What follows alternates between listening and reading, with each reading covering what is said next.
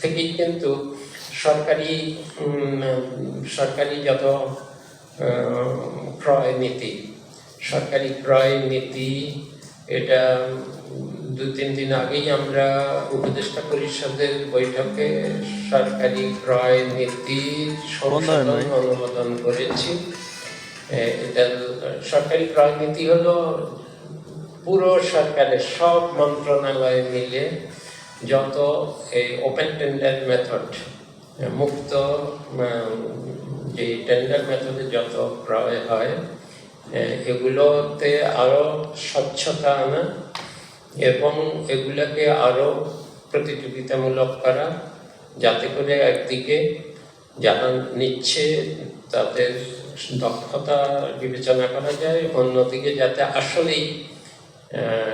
দামের প্রতিযোগিতা, খরচের প্রতিযোগিতা হয়, যারা দরপত্র দিচ্ছেন তাদের। এটাতে কিছু সংশোধন করা হয়েছে, ওই সংশোধনের ভিতরে আমি যাচ্ছি না, কিন্তু এটা আন্তর্জাতিকভাবে বিভিন্ন দেশে বিভিন্ন অভিজ্ঞতা থেকে এবং আমাদের নিজের অভিজ্ঞতা থেকে আমরা দেখেছি যে দরপত্রের যে নিয়মটা, বিশেষ করে 2016 সাল থেকে নতুন একটা নিয়ম করা হয়েছিল যে প্রাক্কলিত দরের 10%-এর নিচে হলেই বাদ পড়ে যাবে। আবার প্রাক্কলিত দর গোপন রাখলেও গোপন থাকে না, কাজে দেখা গেল সবাই 10%-এর নিচেই রাখছে এবং তারপর মানে টাই ব্রেকারের দরকার হচ্ছে, সবাই একই দর। তারপর সেখানে কে পাবে সেটা নির্ভর করে আবার আরেকটা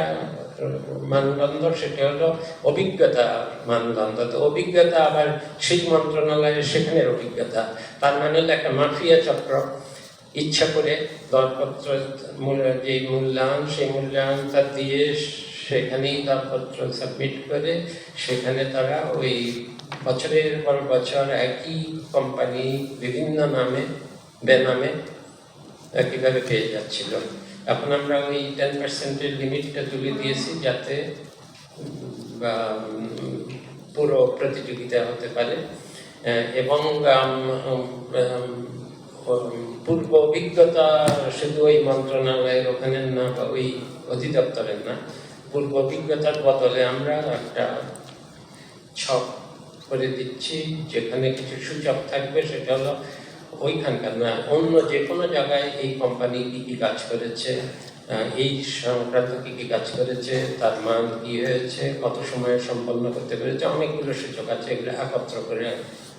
যাচাই করতে। একদিক থেকে দামের প্রতিযোগিতা হবে, আবার অন্যদিকে দক্ষতার প্রতিযোগিতা হবে। তার মানে হলো একটা চক্রের হাতে এটা পুরোটা না থেকে আরো উন্মুক্ত হয়ে যাবে, আরো বেশি দরদাতারা আসবে, কন্ট্রাক্টরদের সংখ্যা বাড়বে এবং বৈচিত্র্য বাড়বে এবং তাদের মধ্যে কম্পিটিশন বাড়বে। আশা করি যে ভবিষ্যতে রাজনৈতিক সরকার আসলো, যেহেতু এটা একটা আইন, কাজে এই আইন তো বলবৎ থাকবে এবং এই আইন এমন আইন যেটাতে প্রতিযোগিতা হতেই হবে। আর